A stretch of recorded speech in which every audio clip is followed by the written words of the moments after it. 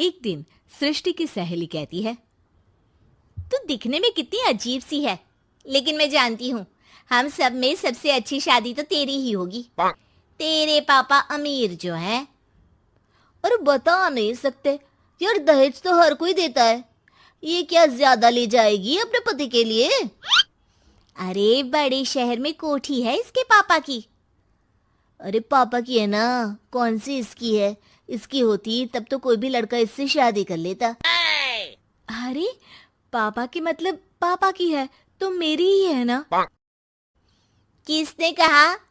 अब तेरी तो तब होगी ना जब तेरा भाई ना हो। वैसे भी शादी के बाद सारी प्रॉपर्टी भाई के नाम होती है। सृष्टि समझ जाती है कि उसे किसी भी हालत में माँ बाप की सारी प्रॉपर्टी को अपने नाम करना है, लेकिन कैसे? एक दिन सृष्टि का भाई शीनू कहता है, बहन क्या कर रही है? तुझसे एक बात करनी है। अरे हाँ हाँ करना, मैं तो तेरी बहन हूँ। बहन मेरी लाइफ में ना एक लड़की है, बहुत अच्छी है। मैं सोच रहा हूँ माँ और पापा से बात करूँ शादी के लिए। सृष्टि को समझ में आ जाता है कि भाई की शादी होते ही भाभी उसे एक दिन भी घर में बर्दाश्त नहीं करेगी। क्या बात है भाई, बताना कौन है वो? यार वो बहुत अच्छी लड़की है, पढ़ी लिखी है, मेरे साथ जॉब भी करती है। बस एक प्रॉब्लम है। हाँ प्रॉब्लम? क्या प्रॉब्लम है भाई? यार वो शादीशुदा है, लेकिन उसके पति ने उसे सिर्फ इसलिए छोड़ दिया क्योंकि उसके माँ बाप दहेज नहीं दे पाए। सृष्टि ये सुनकर न जाने क्यों खुश हो जाती है। अरे भाई तो क्या हुआ, लड़की तुझे तो पसंद है ना? शीनू को लगता है कि बहन उसे समझ रही है। वो इस बात से अनजान होता है कि उसकी बहन की मंशा पूरा घर हड़पने की है। सृष्टि अपनी माँ से कहती है, मम्मी मुझे तो बहुत चिंता है। पता है शीनू क्या कर रहा है? अरे क्या कर रहा है? वो तो काम पर जाता है और वापस घर आता है। नहीं ना माँ, वो यही तो नहीं कर रहा, बाकी सब कर रहा है। आपको पता है उससे प्यार है, और वो भी एक शादीशुदा लड़की से। हैं? ये क्या हो गया? मैं सोसाइटी में क्या मुंह दिखाऊंगी? अरे तेरे पापा तो यही कहेंगे कि मैंने ही उसे बिगाड़ दिया है। माँ देखो, मेरी बात मानो, पापा पर भी विश्वास करने की जरूरत नहीं है। अब आप ही बताओ, पापा इतनी देर घर के बाहर रहते हैं क्यों? बोलो। अरे बेटा वो तो नौकरी करते हैं ना। तू बहुत भोली है माँ। पापा का ऑफिस तो 7 बजे खत्म हो जाता है, लेकिन देखो कितनी देर से आते हैं। अरे नहीं नहीं बेटा, ऐसी कोई बात नहीं है। सृष्टि माँ को एक औरत से बात करते पिता की फोटो दिखाती है। देखो माँ, कैसे हैं पापा? मैं ना कहती थी कि पापा सही नहीं है।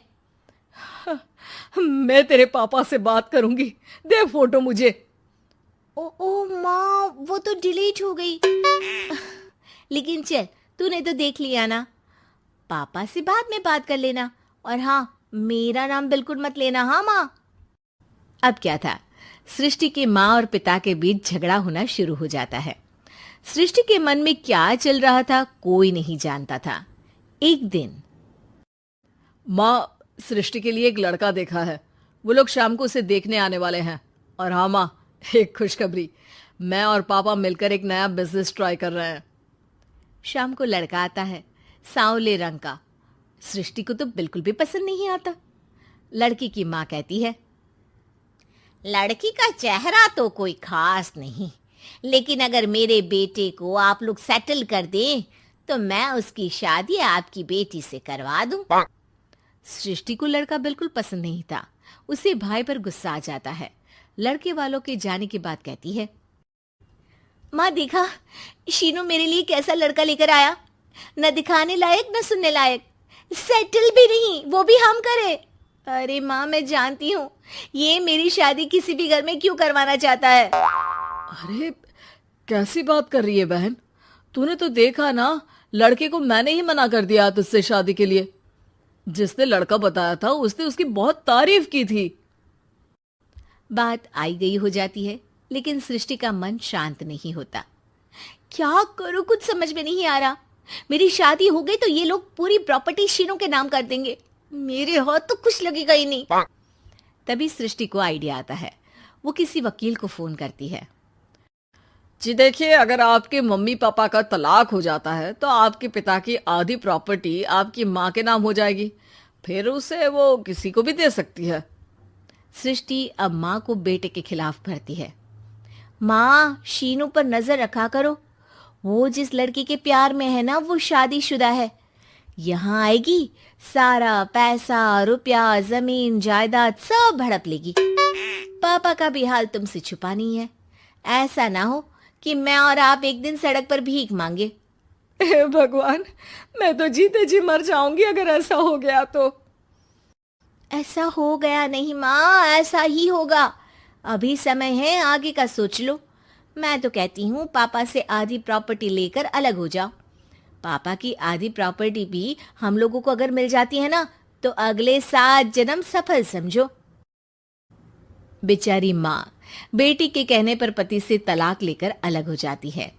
सृष्टि अब पैसों से गाड़ी और अपने दूसरे महंगे शौक पूरे करने लगी।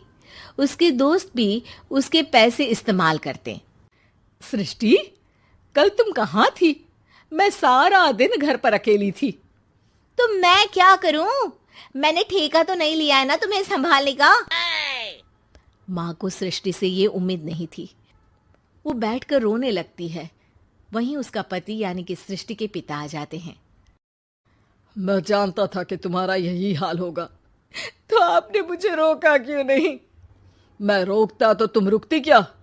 सृष्टि के कहने पर तुमने मुझ पर, अपने बेटे पर शक किया, लेकिन तुम ये भूल गई कि कैसे हम दोनों ने मिलकर जीवन में इतना सब खड़ा किया।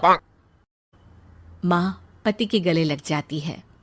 मुझे माफ कर दीजिए, मैंने आपकी कमाई का एक बड़ा हिस्सा गवा दिया। कोई बात नहीं, तुम साथ हो तो मैं ऐसी 7 प्रॉपर्टी खड़ी कर दूंगा। तभी वहां सृष्टि आ जाती है रोते हुए।